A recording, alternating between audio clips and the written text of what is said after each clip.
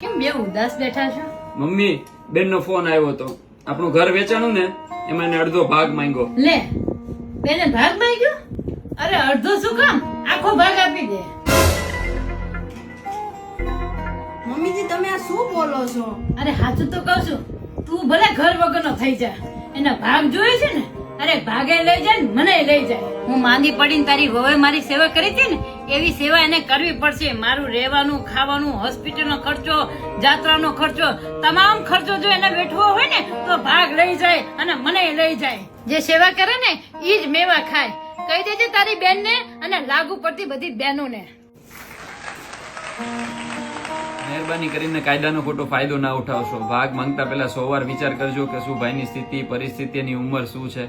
તમારો અડધો ભાગ માંગ્યા પછી વધેલા પૈસામાંથી શું એ પોતાનું મકાન લઈ શકશે? તમારા મમ્મી પપ્પાને સાચવી શકશે?